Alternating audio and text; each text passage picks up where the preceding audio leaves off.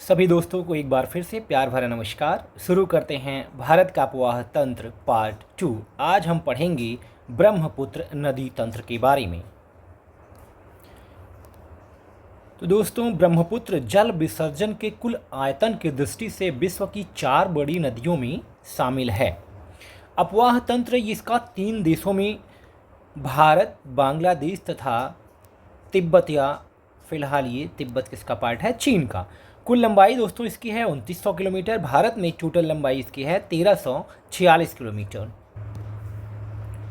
तो दोस्तों, ये ब्रह्मपुत्र के अलावा भी 3 बड़ी नदियाँ कौन सी हैं उसके बारे में भी थोड़ा सा जान लेते हैं, ठीक है। और जल विसर्जन की कुल आयतन की दृष्टि से कितना, ये मतलब है कि कितना वाटर ये समुद्र में अपना डिस्चार्ज करती है, उसके बारे में बात की गई दोस्तों। मतलब कितना पानी ले जाके इस समुद्र में छोड़ देती है। तो नंबर एक के अगर हम फर्स्ट रैंक की बात करें दोस्तों, तो सबसे पहले आती है आपकी अमेज़न रिवर, ठीक है। ये आपकी दक्षिणी अमेरिका की रिवर है जो इसमें नंबर 1 पे है। नंबर 2 पे है आपकी कांगो रिवर है दोस्तों। और नंबर 3 पे है आपकी नाको नदी। ये भी दोस्तों दक्षिणी अमेरिकी नदी है, ठीक है। इसके बाद चौथे नंबर पे आपकी कौन सी है, ब्रह्मपुत्रा। आई होप अब आप समझ गए होंगे कि मैं कहना क्या चाहता हूँ, ठीक है। उद्गम की अगर बात करें दोस्तों, तो कैलाश पर्वत शिखर है। इसके दक्षिण में मानसरोवर झील के निकट जो है एक ग्लेशियर पाया जाता है, आंगसी ग्लेशियर, ठीक है। यहाँ से ये निकलती है दोस्तों। और तिब्बत में इसके स्थानीय नाम की बात करें तो इसका नाम है सांगपो। सांगपो मतलब होता है शुद्ध करने वाला। यहाँ समुद्र तल से 4000 मीटर की ऊंचाई पर भी नावें चलती हैं, जो विश्व की सबसे आश्चर्यजनक नौकागम जलमार्गों में से दोस्तों एक है।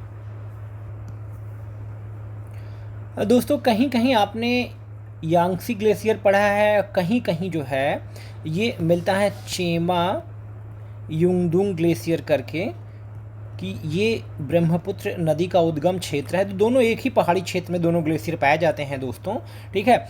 और अगर शुद्धतम माना जाए तो चेमा येंगडुंग ग्लेशियर ही माना जाएगा, और कहीं कहीं यांगसी ग्लेशियर का भी नाम मिलता है, ठीक है दोस्तों। और यहाँ पे 4000 मीटर की ऊंचाई पर जो नावें चलती हैं, सबसे आश्चर्यजनक नौकांगन जलमार्गों में से एक है वाई, क्योंकि यहाँ पे मतलब इतना कठिन भूभाग है, और उसके बाद जो है ऑक्सीजन की भी ऑब्वियस सी बात है कमी होगी 4000 मीटर की ऊंचाई पर। फिर भी अगर नौकायन के लिए ये रास्ता प्रदान कर रही है तो अपने आप में एक आश्चर्य है ही। आगे बढ़ते हैं दोस्तों, नामचा बरवा की बात करते हैं। नामचा पर्वत के पूर्वी किनारे के सहारे यह एक तीखा मोड़ लेते हुए दक्षिण पश्चिम दिशा में मुड़ जाती है और 5500 मीटर गहरा कैनियन बनाती है, या गार्ज। अरुणाचल प्रदेश में यह दिहांग कहलाती है। पासी घाट के निकट यानी सादिया के पास 2 सहायक नदियां, जिसमें एक दिबांग है जिसको स्थानीय भाषा में सियांग कहते हैं, और लोहित के मिलने के बाद इसका नाम जो है दोस्तों पड़ता है ब्रह्मपुत्रा। इसके बाद यह असम घाटी में प्रवेश करती है, जहां कई सहायक नदियां ब्रह्मपुत्र से मिलती हैं। इसमें देखिए दोस्तों, सुबनसिरी, जिया भरेली, धनसिरी, पुथिमारी, पगला दिया और मानस प्रमुख हैं दोस्तों। इनसे कई बार क्वेश्चन पूछे गए हैं कि इनमें से कौन सी इसकी ब्रह्मपुत्र की सहायक नदियां हैं, कौन सी नहीं हैं। ऑप्शंस में से कोई एक ये रही होगी, बाकी 3 नहीं रही होंगी दोस्तों, ठीक है। यह धुबरी शहर तक पश्चिम की ओर बहती है। तत्पश्चात गारो पहाड़ी से दक्षिण की ओर मुड़कर दोस्तों गोलापारा के पास बांग्लादेश में प्रवेश करती है। बांग्लादेश में इसका नाम दोस्तों जमुना है। यह ब्रह्मपुत्र से तीस्ता आदि नदियां यहाँ पर मिलती हैं, और अंत में यह पद्मा यानी गंगा जी में मिल जाती है।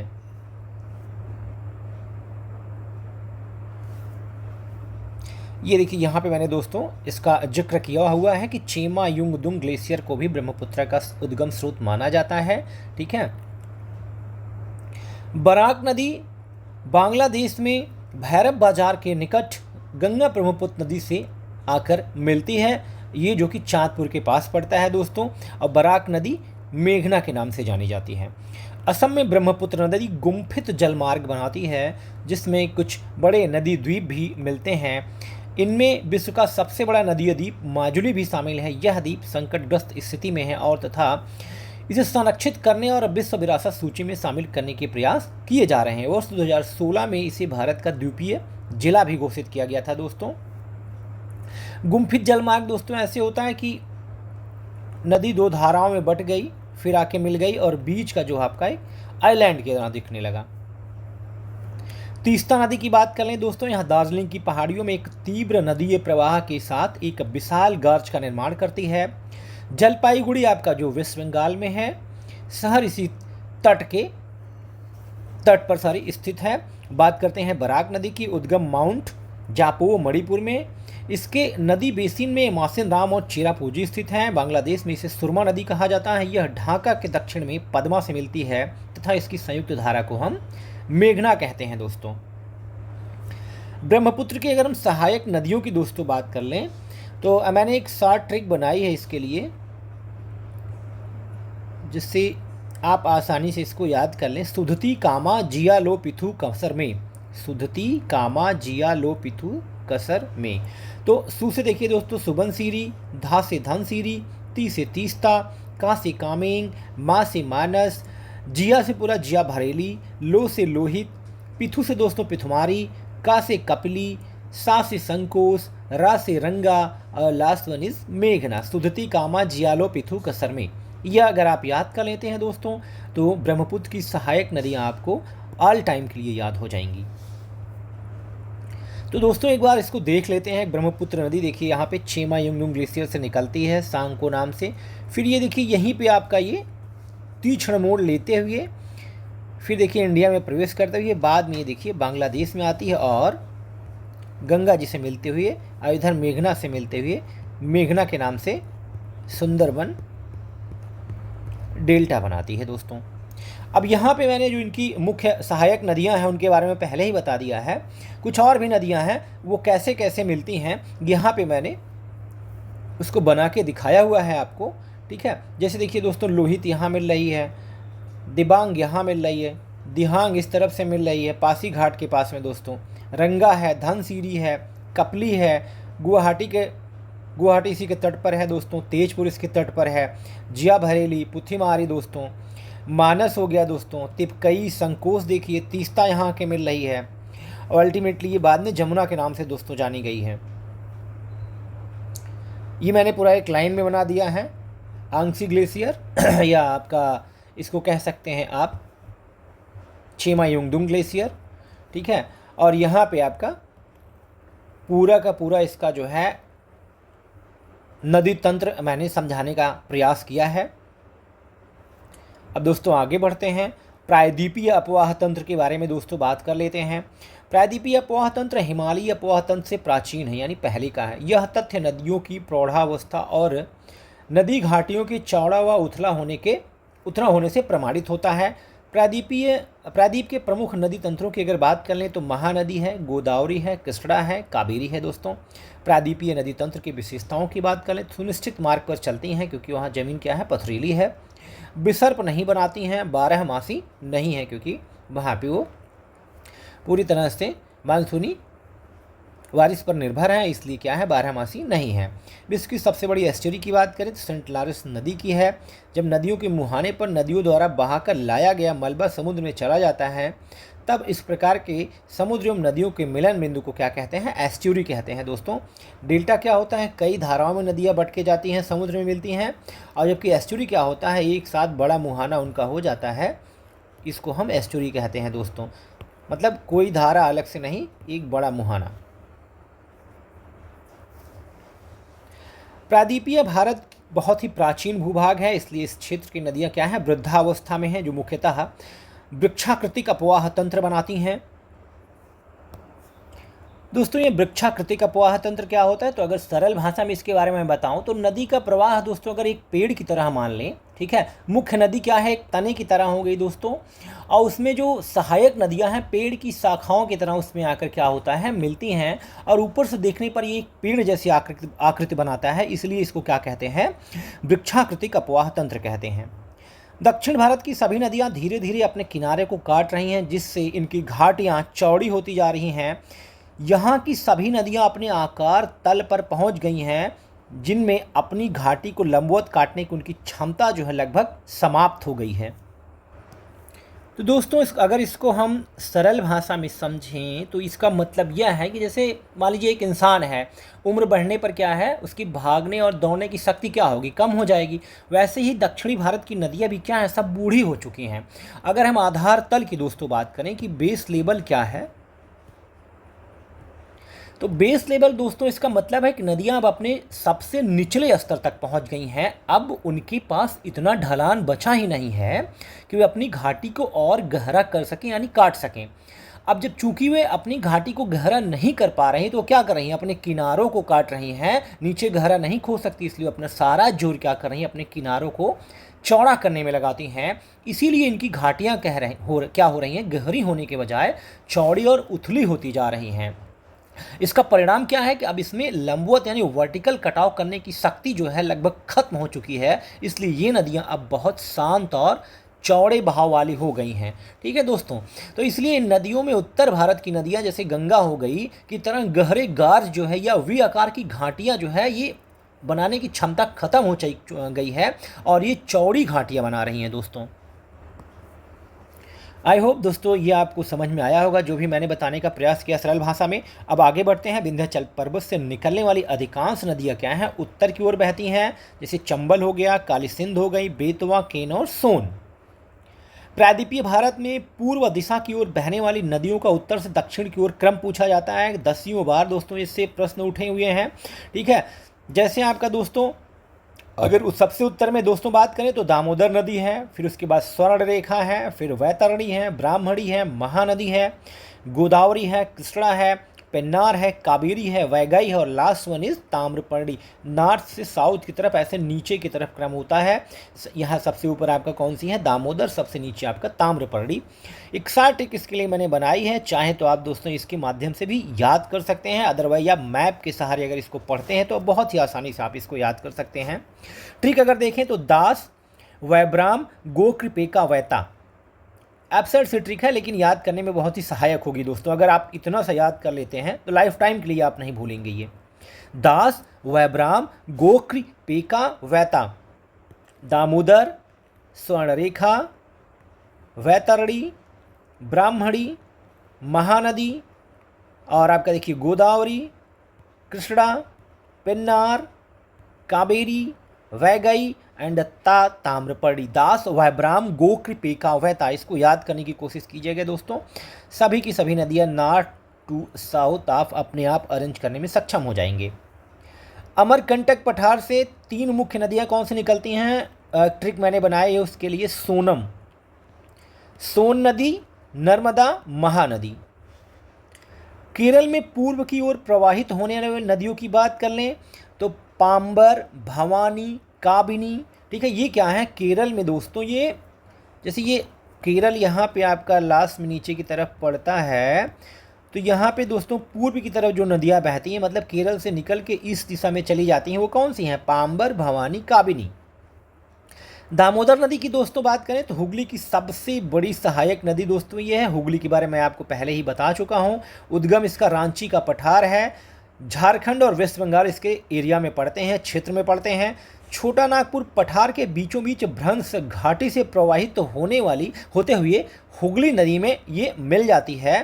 ठीक है, एक्चुअली क्या करती है, छोटा नागपुर पठार को 2 भागों में बांट देती है। कौन सी, दामोदर नदी दोस्तों आपको यहाँ पे एक नया वर्ड मिला होगा, भ्रंश घाटी। क्या इसके बारे में इससे पहले कभी आपने पढ़ा है? चलिए इसके बारे में बात करते हैं। सरल भाषा में मैं आपको समझाने का प्रयास करता हूँ दोस्तों। तो दोस्तों करोड़ों साल पहले जो है पृथ्वी की आंतरिक हलचल जब हुई तो 2 विशाल चट्टानी परतों के बीच का हिस्सा क्या हुआ, वो नीचे की ओर धंस गया दोस्तों। ठीक है, इससे एक लंबी और गहरी खाई जैसी संरचना बन गई दोस्तों। इसे ही हम क्या कहते हैं, इसे ही हम दोस्तों भ्रंश घाटी कहते हैं। ठीक है, और जब जमीन का यह हिस्सा नीचे धंस गया तो दामोदर नदी को बहने के लिए एक प्राकृतिक सीधा रास्ता क्या हुआ, अपने आप मिल गया। वह इसी धंसी हुई घाटी के अंदर से होकर अपना रास्ता बनाती है। ठीक है, और सामान्यतः क्या होता है, नदियाँ ढलान का अनुसरण करती हैं, लेकिन दामोदर नदी के बारे में क्या है कि यह प्राकृतिक रूप से बनी हुई घाटी का अनुसरण करती है। यह अपने मार्ग में क्या है, चट्टानी क्षेत्र से होते हुए दोस्तों बहती है। ठीक है, अगर मैं आपको इसको और ही सरल और सहज भाषा में समझाने का प्रयास करूं तो जैसे पुरानी सड़क पर गहरी नाली अगर बन जाए पानी क्या होगा, उसी से बहने लगेगा दोस्तों। वैसे ही दामोदर नदी पृथ्वी की परतों के धंसने से बनी खाई यानी भ्रंश घाटी से बहती है। अब दोस्तों ये नदियाँ जो मैं दामोदर नदी से मैंने अभी आपको बताना शुरू किया है, तो ये जितनी भी नदियाँ हैं बे ऑफ बंगाल में जल गिराने वाली नदियाँ हैं दोस्तों।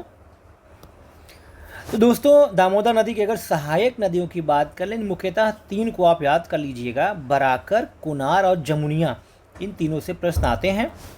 अब हम बात करते हैं दोस्तों स्वर्णरेखा नदी की। ठीक है, स्वर्णरेखा नदी पर ही हुंडरू जलप्रपात है दोस्तों, यानी झरना। इसका उद्गम भी दोस्तों रांची का पठार है, रांची के पास पड़ता है। क्षेत्र इसका झारखंड, वेस्ट बंगाल और उड़ीसा है। जैसे इसका क्षेत्र झारखंड और वेस्ट बंगाल था, जबकि स्वर्णरेखा नदी क्या होती है, उड़ीसा में भी दोस्तों बहती है, डेल्टा ये बनाती है वेस्ट बंगाल तट पर।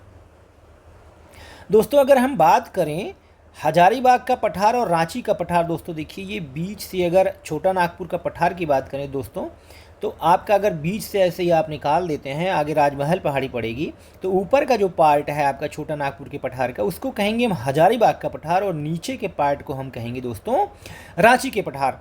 और इसी रांची के पठार से आपका दामोदर और स्वर्णरेखा दोनों निकल रही हैं दोस्तों। जमशेदपुर दोस्तों इसी नदी के तट पर स्थित है।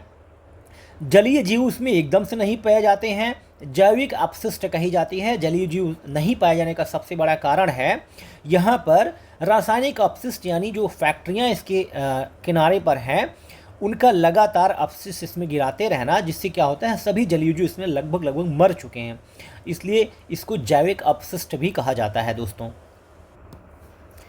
एक्चुअली दोस्तों ये छोटा नागपुर का पठार जो है ये मुख्य रूप से 2 भागों में विभाजित हुआ है, और जिसका ऊपरी पठार यानी अपर प्लेट्यू है, ये क्या है, ये पाठ क्षेत्र कहा जाता है दोस्तों। कौन सा क्षेत्र, पाठ क्षेत्र कहा जाता है, या इसी को हम रांची का पठार भी कहते हैं दोस्तों। ये क्या है, अपर प्लेट्यू है दोस्तों, अपर प्लेट्यू। और जो दोस्तों निचला पठार है यानी लोअर प्लेट्यू है दोस्तों, LOWERPLATEAU, लोअर प्लेट्यू है, उसका नाम है हजारी बाग का पठार। ठीक है, ये क्या है दोस्तों, यह जो है आपका ऊपरी पठार की तुलना में ये कम ऊंचाई पर स्थित है, हजारीबाग का पठार दोस्तों। ठीक है, अब आप मुझे लगता है कि छोटा नागपुर पठार को अच्छे से समझ गए होंगे कि उसका लोअर पार्ट कौन सा है और अपर पार्ट कौन सा है। अब दोस्तों हम बात करते हैं वैतरणी नदी की। उद्गम इसका दोस्तों केओंझर का जो पठार है उड़ीसा में, वहाँ से हुआ है। केवल यह ऐसी नदी है जो उड़ीसा में ही प्रवाहित होती है। ठीक है, 3 नदियाँ छोटा नागपुर पठार से आपका उद्गमित हो रही हैं, दामोदर, स्वर्णरेखा और ब्राह्मणी। ब्राह्मणी नदी देखिए दोस्तों, ये भी रांची के पठार से ही निकलती है। मुहाना इसका उड़ीसा तट पर है। ठीक है, यानी अपना जल कहाँ गिराती है, उड़ीसा के तट पर गिराती है। महानदी एक अनुवर्ती नदी है दोस्तों, इसका उद्गम अमरकंटक पठार के सिहोवा जो है, से होता है, छत्तीसगढ़ में है, रायपुर जिला लगता है। ठीक है, और ये विसर्जन अपना जल कहाँ गिराती है, पारादीप उड़ीसा में दोस्तों। दोस्तों यहाँ पे आपने एक नया शब्द देखा, अनुवर्ती। इसका मतलब क्या होता है, अनुवर्ती का दोस्तों मतलब होता है कि ये ऐसी नदियाँ होती हैं जो उस क्षेत्र के प्राकृतिक ढलान, मतलब जो ओरिजिनल स्लोप उसका बना हुआ है उसी का अनुसरण करती हैं। जिस दिशा में ज़मीन की बनावट या मतलब उसका ढलान होती है, नदी उसी दिशा में क्या करती है, अपना रास्ता बनाती है दोस्तों। सरल शब्दों में बात करें, जब कोई नदी किसी इलाके के शुरुआती और प्राकृतिक ढलान पर बहना शुरू करती है और उसी ढलान का पालन करते हुए समुद्र तक पहुंच जाती है, ठीक है, बिना किसी रोक टोक के, उसे ही हम क्या कहते हैं, अनुवर्ती या ढलान अनुगामी नदी कहते हैं दोस्तों। और अगर हम बात करें महानदी की, तो महानदी दोस्तों क्या है, इसका उद्गम छत्तीसगढ़ के जो सिहवा पहाड़ियों से हो रहा है, रायपुर जिले में स्थित है, और यह जिस दिशा में बहती है वह उस क्षेत्र के चट्टानी धरातल के ढलातन की क्या है, जो चट्टानी धरातल उसके ढलान की मुख्य दिशा है, और उसी दिशा में वह लगातार बहती हुई निकल जाती है। इसलिए यह क्या है, एक आदर्श अनुवर्ती नदी का उदाहरण है। कौन, महानदी। आगे बढ़ते हैं दोस्तों। महानदी को दोस्तों छत्तीसगढ़ की गंगा के नाम से जाना जाता है, उड़ीसा का शोक के नाम से भी इसको जाना जाता है। उड़ीसा में इस नदी पर हीराकुंड बांध बनाकर बाढ़ को काफ़ी हद तक दोस्तों क्या कर दिया गया है, रोक दिया गया है। हीराकुंड बांध बनने से पहले यहाँ पे बहुत बाढ़ आती थी, इसीलिए इसको क्या उड़ीसा का शोक भी कहा जाता था।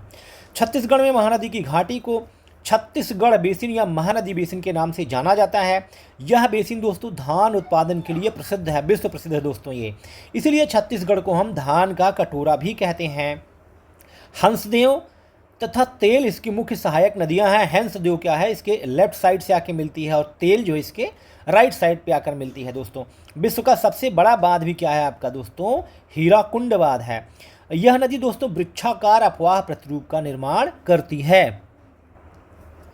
इसके बारे में इस जस्ट पहले ही मैंने आपको बताया है कि वृक्षाकार अफवाह प्रतिरूप क्या होता है, जब नदी एक शाखा मतलब एक तने के रूप में और शाखाएं उसमें आके मिलती हों, इसे ही कहते हैं।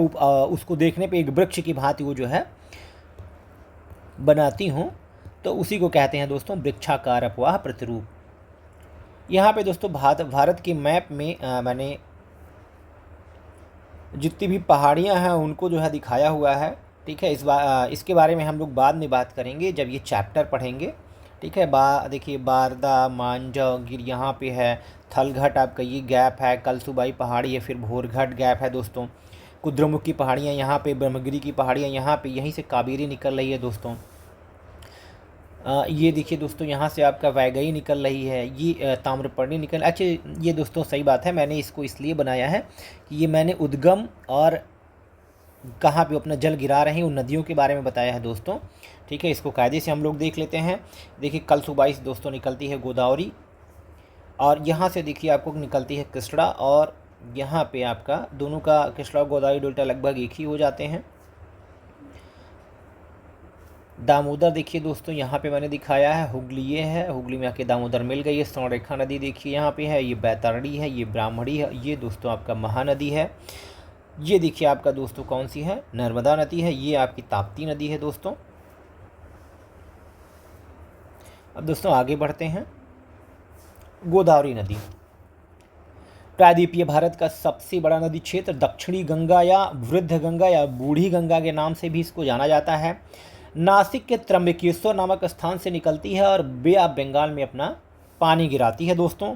इसकी द्रोणी में दोस्तों कौन कौन से हैं, महाराष्ट्र, छत्तीसगढ़, उड़ीसा, तेलंगाना, आंध्र प्रदेश। तो दोस्तों यहाँ पे मैंने देखिए मैक्सिमम जो ये 49% मध्य प्रदेश का दिखाया हुआ है, ये एक्चुअली गलत है।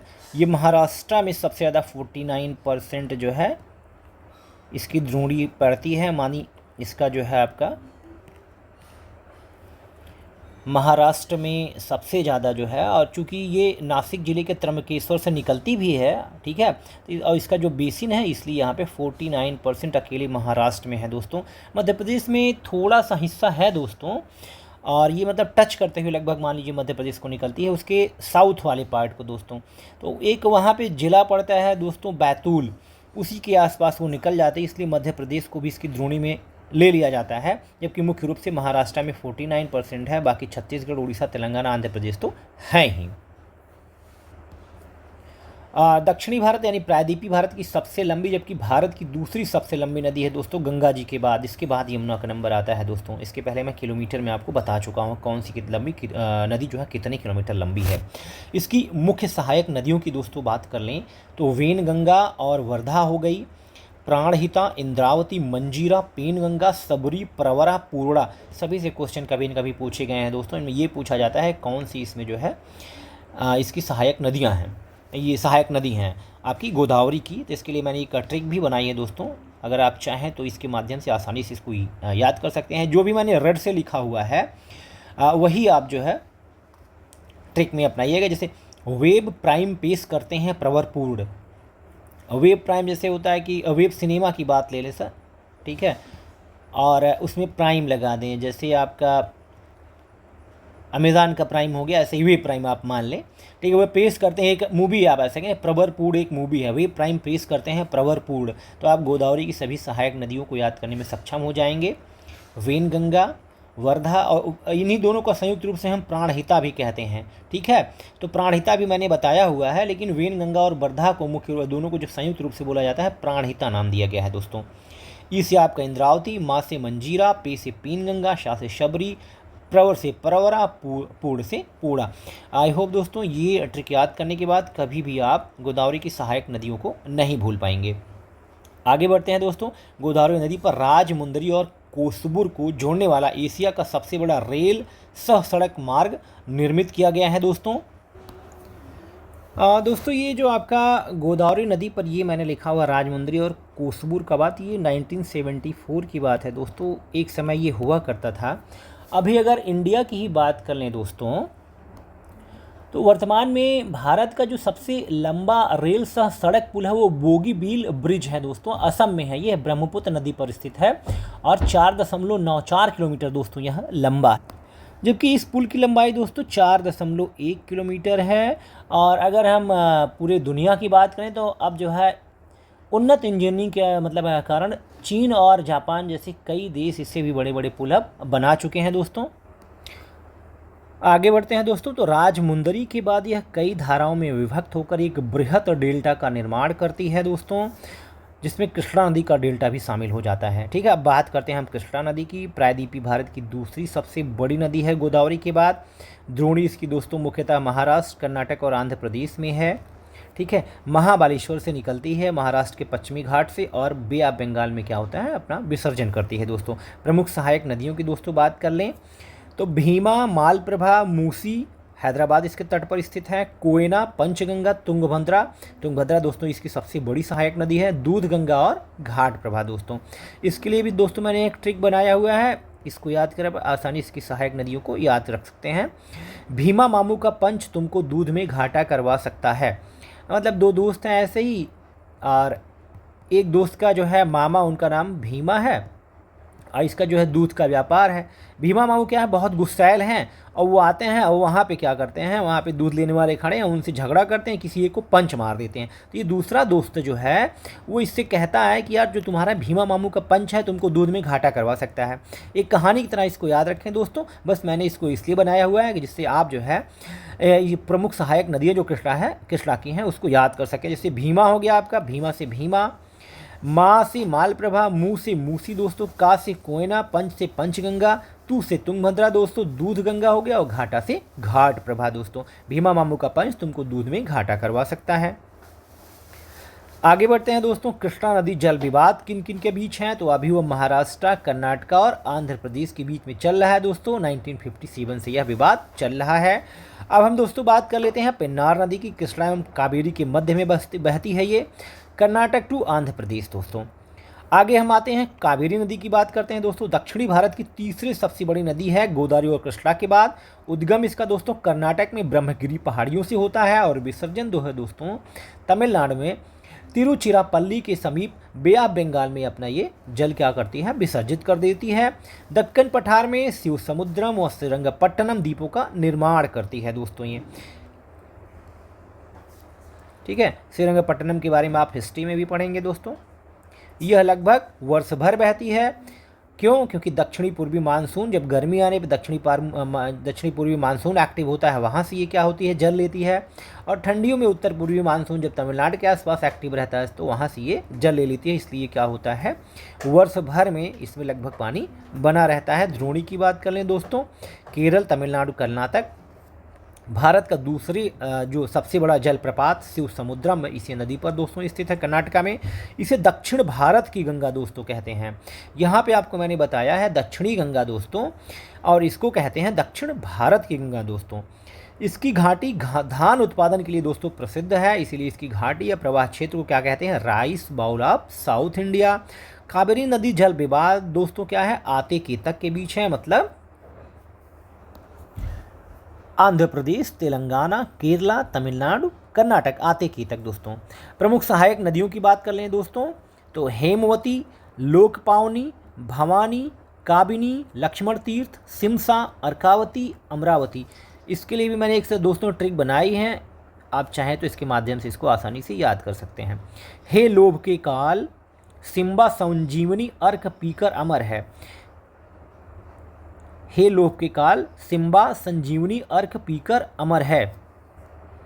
दोस्तों अगर इसको आप कहानी के रूप में याद करना चाहें तो ऐसे भी याद कर सकते हैं कि सिम्बा जो है कह रहा है किसी लालची दैत्य टाइप के आदमी से कि तुम अगर लोभ के काल हो तो मैंने भी क्या हुआ है कि संजीवनी अर्क पी लिया और मैं अमर हो चुका हूँ, तुम मेरा कुछ भी नहीं कर सकते। हे लोभ के काल, सिम्बा संजीवनी अर्क पीकर अमर है। हे से हेमवती, लो से लोक पावनी, भा से भवानी, का से काबिनी, ला से लक्ष्मण तीर्थ, सी से सिमसा, अर्क से अर्कावती, अमर से अमरावती दोस्तों। आई होप इसको आप आसानी से याद कर सकते हैं। बात करते हैं दोस्तों हम बैगाई नदी की।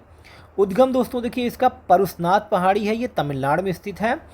रामेश्वरम के समीप पाक जल डमरू मध्य में अपना मुहाना बनाती है दोस्तों। ये मदुरै जो है दोस्तों आपका बैगाई नदी के तट पर ही दोस्तों स्थित है। आगे बढ़ते हैं दोस्तों, अब हम बात करते हैं ताम्रपर्णी नदी की। तो उद्गम इसका कार्डमम हिल यानी कार्डमम पहाड़ियों पर स्थित अगस्त्य मलाई चोटी से होता है दोस्तों। मुहाना ये अपना मन्नार की खाड़ी तमिलनाडु में बनाती है। दोस्तों जैसे अभी आपने वहाँ पे पढ़ा बे ऑफ बंगाल में अपना जल गिराने वाली नदियाँ, अब हम पढ़ लेते हैं अरब सागर में अपना जल गिराने वाली नदियाँ। नॉर्थ टू साउथ की अगर हम बात कर लें तो कभी कभी इसका अरेंजमेंट भी आता है दोस्तों, तो इसको ऐसे ही आता है लू समानता माजू संगम पे, लू समानता माजू संगम पे, ठीक है। ये मैंने एक सार्टिक बनाया हुआ है। नॉर्थ टू साउथ कौन कौन सी हैं जो अपना जल अरब सागर में गिराती हैं? लूनी, साबरमती, माही, नर्मदा, तापी है ये, ताप्ती, ठीक है, मांडवी, जुआरी, सरावथी, गंगावेरी, भरतपुजा, पेरियार।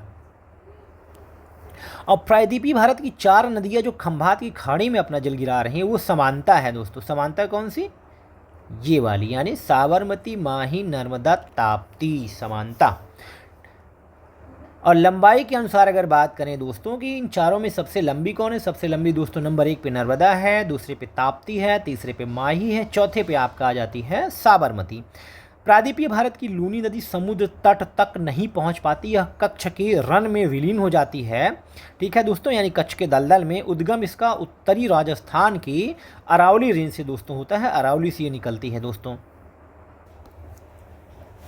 तो दोस्तों आपका ये जो लूनी नदी है दोस्तों, इसके बारे में अगर बात करें हम, ठीक है दोस्तों, ये शुरुआत में दोस्तों इसका जल जो है क्या होता है? मीठा रहता है दोस्तों, ठीक है। और बाद में इसका जल क्या होता है दोस्तों? खारा हो जाता है। बाड़मेर तक पहुँचते पहुँचते साबर झील जो है ना, ये खारी प्रकृति के क्षेत्रों से प्रभावित होकर क्या हो रही है? खारी हो जा रही है दोस्तों, इसीलिए इसे आधी मीठी आधी खारी नदी भी कहते हैं, ठीक है। और नदी समुद्र तक नहीं पहुंच पाती है, कच्छ के दलदली इलाके में क्या होती है? विलीन या गायब हो जाती है। उसका कारण दोस्तों क्या है कि मरुस्थलीय क्षेत्र में रेत क्या है? बहुत ज़्यादा है। गर्मी के कारण पानी का वाष्पीकरण यानी इवापोरेशन भी बहुत तेज़ी से होता है, ठीक है। साथ ही ढलान की कमी है दोस्तों, वहाँ पे ढलान बहुत ही मंद हो जाती है और रेतीली मिट्टी में पानी भी सोख लिया जाता है, जिसके कारण नदी क्या करती है? अपनी पूरी की पूरी ताकत खो देती है और अंत में उसी दलदल में ही क्या होता है दोस्तों? वो विलीन हो जाती है। यहाँ पे दोस्तों देखिए मैप के माध्यम से मैंने आपको समझाने का प्रयास किया है कि कौन सी नदी कहाँ से निकल रही है, ठीक है दोस्तों। आपका ये देखिए लूनी नदी के बारे में, ये सांभर झील से होते हुए फिर यहाँ से आपका क्या होती है? खारी बन जाती है, फिर क्या कच्छ रन में यहाँ पे विलीन हो जाती है। साबरमती दोस्तों देखिए ये खंभात की खाड़ी में गिर रही है, माही गिर रही है, नर्मदा खंभात की खाड़ी में और ताप्ती खंभात की खाड़ी में गिर रही है दोस्तों। उसके बाद देखिए साबरमती के तट पर देखिए गांधीनगर और अहमदाबाद दोनों स्थित हैं दोस्तों। यहाँ पे देखिए गोवा की बात करें तो यहाँ पे मांडवी और जुआरी हैं दोस्तों। कर्नाटका में गंगावली और सरावती हैं दोस्तों। देखिए केरला में आपका दोस्तों भरतपुजा और पेरियार हैं। नर्मदा व तापी भ्रंश घाटियों से होकर प्रवाहित होती हैं। भ्रंश घाटी के बारे में मैं आपको पहले ही बता चुका हूँ। ये प्रायद्वीपीय भारत की सामान्य ढाल जो कि पूर्व दिशा में है के विपरीत पश्चिमी दिशा की तरफ प्रवाहित होती हैं, क्योंकि इन भ्रंश घाटियों का ढाल पश्चिम दिशा की तरफ है, मानी ऐसे, जबकि सामान्य ढाल क्या है? ऐसे है, ठीक है। पश्चिमी घाट में बहुत सी नदियाँ उद्गमित होकर अरब सागर में अपना जल गिराती हैं। इन नदियों की लंबाई काफ़ी कम है। पश्चिमी घाट का कगार काफ़ी तीव्र ढाल वाला है दोस्तों, इसलिए ये क्या है? नदियाँ इन ढालों का अनुसरण करते हुए तीव्रता से प्रवाहित होती हैं और इसीलिए झरनों या प्रपातों का निर्माण करती हैं, क्योंकि तीव्र ढाल के कारण बहुत तेज़ी से बहती हैं और जब ऊपर से नीचे की तरफ ये गिरती हैं तो अपनी पानी को बहुत तेज़ी से गिराती हैं और इसी को हम क्या कहते हैं? प्रपात कहते हैं दोस्तों। आगे बढ़ते हैं दोस्तों। माही को बात करें तो माही एक ऐसी नदी है जो कर्क रेखा को दोस्तों 2 बार काट देती है। गुजरात का कच्छ वाला क्षेत्र कभी सूखा रहता है, कभी दलदली हो जाता है, क्योंकि दिन में 2 बार ज्वार आने के कारण पूरा क्षेत्र पानी से भर जाता है। दोस्तों माही के बारे में आपने पढ़ा कि कर्क रेखा को 2 बार काट रही है, तो मुझे अभी याद आया दोस्तों, इसको भी आप परीक्षा में कई बार ये पूछा गया है कि विषुवत रेखा ने इक्वेटर को कौन सी ऐसी नदी है जो 2 बार काट देती है। वो दोस्तों आपकी है कांगो नदी। ठीक है, कांगो नदी है, विषुवत रेखा को 2 बार काटती है, अफ्रीका की नदी है ये। और एक और है कि ट्रॉपिक ऑफ कैप्रिकॉर्न यानी मकर रेखा को कौन सी नदी 2 बार काटती है दोस्तों, तो वो अफ्रीका की वो भी नदी है, वो है लिम्पोपो नदी दोस्तों। ठीक है, लिम्पोपो और कांगो माही तीनों को आप याद रखिएगा, कई बार पूछा गया है प्रश्न। दोस्तों यहाँ पे देखिए, आपने एक टर्म पढ़ा है ज्वार। ज्वार और भाटा जो है ये मैं आपको बाद में पढ़ाऊँगा। ठीक है, कि कैसे जब ज्वार आता है, ठीक है, तो पूरा का पूरा इलाका क्या होता है, वो पानी से भर जाता है, और जब भाटा आता है फिर वो पानी उतर जाता है, तो उसी के बारे में ये बताया गया है दोस्तों। साबरमती नदी की बात कर लें, उद्गम राजस्थान के उदयपुर जिले के मेवाड़ क्षेत्र से होता है। माही नदी, इसका उद्गम मध्य प्रदेश में विंध्य पर्वत यानी मैहर जिला से होता है दोस्तों। 3 राज्यों से प्रवाहित होती है, मध्य प्रदेश, राजस्थान और गुजरात। ट्रॉपिक ऑफ कैंसर एक बार मध्य प्रदेश में तथा एक बार राजस्थान में ये काटती है दोस्तों। कौन? माही। एक बार वो ट्रॉपिक ऑफ कैंसर को मध्य प्रदेश में काट देती है और दूसरी बार कहाँ काटती है? राजस्थान में। बात करें दोस्तों नर्मदा नदी की, अरब सागर में जल गिराने वाली नदियों में सबसे लंबी नदी है दोस्तों। गोदावरी और कृष्णा के बाद पूरी प्रायद्वीपीय भारत की सबसे लंबी नदी है दोस्तों। उद्गम इसका कौन सा है? मैकाल रेंज स्थित अमरकंटक चोटी छत्तीसगढ़ में पड़ती है। मुहाना भस्य या भड़ौच के पास खंभात की खाड़ी में दोस्तों। मध्य प्रदेश का जबलपुर तथा गुजरात का भड़ौच इसके किनारे स्थित है दोस्तों। 3 राज्यों से ये भी प्रवाहित होती है, मध्य प्रदेश, महाराष्ट्र और गुजरात। सबसे ज़्यादा लंबाई मध्य प्रदेश में है नर्मदा की दोस्तों। जबलपुर के पास भेड़ा घाट के संगमरमर की चट्टानों में एक भव्य और खूबसूरत जलप्रपात बनाती है। इसका नाम है धुआंधार या कपिल धारा जलप्रपात। बात करें दोस्तों ताप्ती नदी की, उद्गम इसका मध्य प्रदेश के बैतूल जिले में सतपुड़ा के श्रृंखलाओं में स्थित मुल्ताई से होता है। मुहाना इसका सूरत के समीप खंभात की खाड़ी में है दोस्तों। नर्मदा के बाद भ्रंश घाटी से प्रवाहित होने वाली दूसरी सबसे लंबी नदी है दोस्तों। भ्रंश घाटी से प्रवाहित होने वाली 3 नदियां दोस्तों कौन सी हैं? नर्मदा, ताप्ती और दामोदर। ज्वार नदमुख बनाने वाली 3 नदियां कौन सी हैं दोस्तों? नर्मदा, तापी और माही।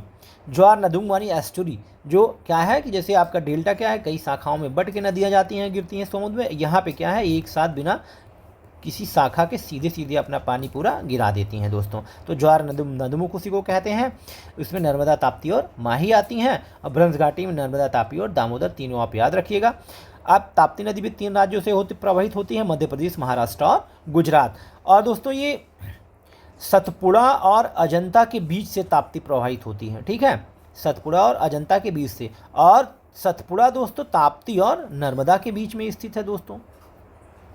लूनी की दोस्तों बात करें, राजस्थान का सबसे बड़ा नदी तंत्र है यह नदी पुष्कर झील से 2 धाराओं सरस्वती और साबरमती के रूप में उत्पन्न होती है, जो गोविंदगढ़ के निकट आपस में मिल जाती हैं। यहाँ से यह नदी अजमेर के दक्षिणी पश्चिम में अरावली पहाड़ियों से निकलती है। कच्छ के रण में ये क्या होता है? विलुप्त हो जा रही है दोस्तों। यह नदी तंत्र अल्पकालिक है, इसे लवणकारी नदी के रूप में भी जाना जाता है। नोट: घग्घर, लूनी, रूपेन, सरस्वती, बनास नदियां अंतःस्थलीय अपवाह का उदाहरण है। यानी क्या होता है, ये जो है समुद्र में नहीं मिल पाती हैं, अपना जल जो है समुद्र पहले ही क्या होता है कि ये अपनी शक्ति खो के वहीं पे रुक जाती हैं।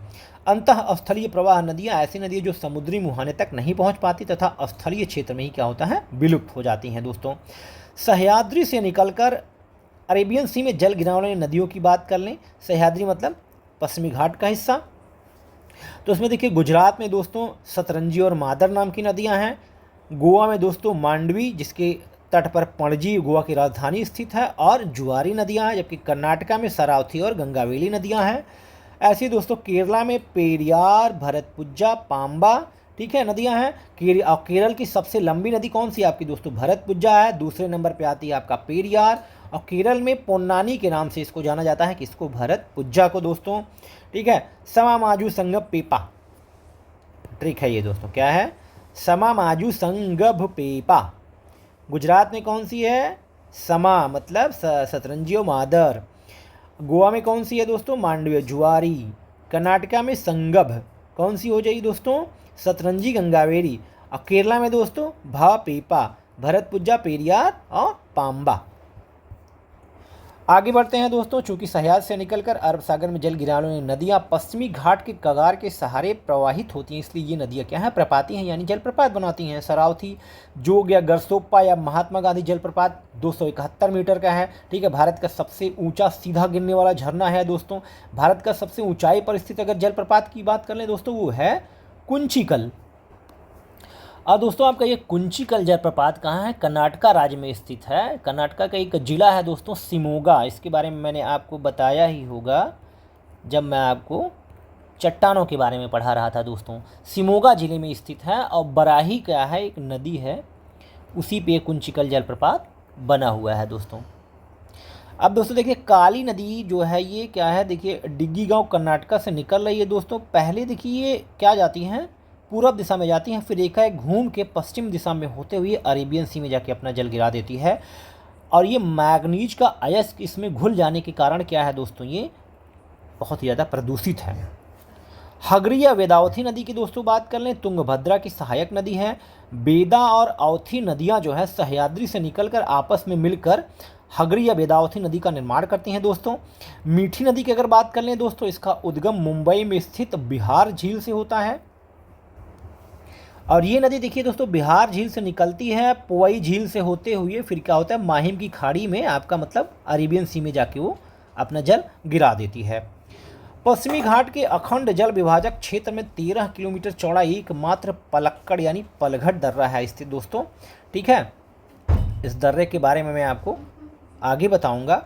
अब बात हम करते हैं दोस्तों वैतरणी नदी की। उड़ीसा में इसके बेसिन को ब्राह्मणी वैतरणी बेसिन कहा जाता है। इसे उड़ीसा गंगा के नाम से भी जाना जाता है। महाराष्ट्र में त्र्यंबक पहाड़ियों से यह निकलती है। पुराणों में वर्णित नरलोक की नदी या नरक की नदी के नाम से वैतरणी को जाना जाता है दोस्तों। अब हम बात कर लेते हैं मांडवी नदी की। तो गोवा राज्य में क्या है, ये स्थित है। ठीक है, और गोवा राज्य की ये जीवन रेखा भी कही जाती है। जुआरी नदी दोस्तों गोवा में प्रवाहित होने वाली सबसे लंबी एक ज्वारीय नदी है। ठीक है, जो ज्वार भाटा के कारण क्या होता है, उत्पन्न हुई है। दोस्तों अगर सही में बोले तो इसको हम ज्वारी नदी कहते हैं। ज्वारी नदी दोस्तों क्यों कहते हैं, ठीक है, एक ज्वारीय नदी है दोस्तों। क्यों, क्योंकि यह एक ज्वार नदमुखी नदी है। मतलब ये एस्चुरी बनाती है, ये तो सबको पता है एस्चुरी क्या होता है। ठीक है, और सबसे बड़ी बात दूसरा क्या है कि इस पर ज्वार भाटा का दोस्तों प्रभाव भी पड़ता है। ठीक है, इस नदी के मुहाने पर समुद्र के ज्वार भाटा का बहुत अधिक प्रभाव दोस्तों पड़ता है। समुद्र का खारा पानी जो है ये नदी के अंदर तक आ जाता है दोस्तों, जिससे यह हिस्सा भी क्या होता है, ज्वारीय टाइडल बन जाता है। यह नदी गोवा के पश्चिमी घाट से निकल रही है, अरब सागर में मिल रही है। चूँकि यह समुद्र से जुड़ी है इसलिए इसका पानी आगे जाकर खारा हो जा रहा है दोस्तों। नदी की यह गोवा की जीवन रेखा क्यों कही जाती है, क्योंकि अपने साथ यह बहुत ही ज़्यादा उपजाऊ मिट्टी लाती है और गोवा के तटीय इलाकों के लिए एक प्रमुख जलमार्ग का दोस्तों काम करती है। दोस्तों ये जो ज्वारी नदी है मतलब सामान्य नदियों की तरह सिर्फ एक दिशा में ही नहीं बहती है, बल्कि समुद्र के ज्वार के कारण इसका जल स्तर क्या होता है, ऊपर नीचे होता रहता है। इसलिए इसे ज्वारी या ज्वार नदमुखी भी कहा जाता है दोस्तों, ज्वार नदमुखी। दोस्तों अब पेरियार की बात करते हैं। केरल की जीवनदायिनी नदी के रूप में माना जाता है क्योंकि यह पीने का पानी उपलब्ध कराती है। पाम्बा या पंपा की बात करें तो केरला में है, वेम्बनाड झील में ये जाके मिल जाती है। वहाँ पे एक झील है वेम्बनाड झील, वहाँ पे ये पाम्बा या पंबा मिल जाती है दोस्तों। तो दोस्तों बात करते हैं ये पाम्बा या पंबा नदी का जो वेम्बनाड झील है दोस्तों, यह एक चीज़ के लिए प्रसिद्ध है, मैं बता रहा हूँ आपको। हाँ, ये जो है यहाँ पे एक नेहरू ट्रॉफी बोट रेस होती है दोस्तों। ठीक है, वल्लमकल्ली एक जगह है वहाँ पे, उसके लिए ज़्यादा जाना जाता है। और यहाँ के पर्यटन और सांस्कृतिक जीवन का क्या है दोस्तों, एक मुख्य केंद्र भी है दोस्तों। और यह झील इसके अलावा पारिस्थितिकी तंत्र को बनाए रखने और मछली पालन और पर्यटन के माध्यम से क्या करती है, आजीविका प्रदान करने में महत्वपूर्ण भूमिका निभाती है दोस्तों। कौन सी, वेम्बनाड झील।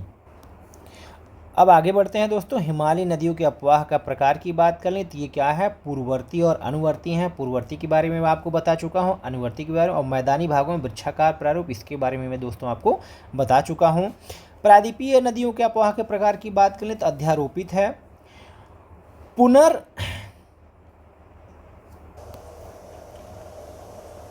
यौवनित आर्य व आयताकार। तो ये प्रायद्वीपीय नदियों का जो अपवाह का प्रकार है, अध्यारोपित क्या होता है, पुनर्यूनित क्या होता है, आर्य क्या होता है दोस्तों, और आयताकार क्या होता है। तो दोस्तों अगर हम सबसे पहले अध्यारोपित की बात करें, तो जब कोई नदी अपनी पुरानी घाटी में बहते हुए नीचे की जो कठोर चट्टानें हैं उनको भी काट देती है और अपना पुराना रास्ता बनाए रखती है, तो उसे ही हम क्या कहते हैं, अध्यारोहित कहते हैं। यह तब होता है जब नदी ऊपर की नरम मिट्टी को काट देती है और नीचे की प्राचीन चट्टानों पर जो तो दोस्तों ये क्या होता है, चढ़ आती है। दोस्तों ये पुनर्यूनित क्या होता है, तो पुनर्यूनित यानी इसका अर्थ यह है कि नदी का फिर से दोस्तों जवान हो जाना। पुनर्यवन मतलब फिर से नवयवन, ठीक है। जब पृथ्वी की हलचल के कारण ज़मीन थोड़ी सी ऊपर उठ गई तो उससे नदी का क्या होता है दोस्तों, ढलान जो है वो बढ़ जाता है। इससे नदी क्या होता है, पानी बहाने और काटने की शक्ति उसकी दोबारा बढ़ जाती है, यानी लंबवत वह कटाई वो फिर से कर सकती है दोस्तों। और वह फिर से क्या करती है, अपनी गहरी वो घाटी को क्या होता है, गहरा बनाने लगती है, ठीक है। तो क्या होता है अपनी घाटी को, और जैसे आपको मैंने अभी इसके पहले पढ़ाया कि प्रायद्वीपीय भारत की जो नदियां हैं वो बूढ़ी हो चुकी हैं क्योंकि अपनी घाटी को लंबवत नहीं काट पा रही हैं, क्या है, अपने किनारों को ही काट रही है। तो कभी कभी ऐसे होता है दोस्तों कि क्या होता है कि पृथ्वी की हलचल जो हो जाती है और ज़मीन ऊपर उठ गई तो क्या होगा, उसका ढाल थोड़ा सा बढ़ गया।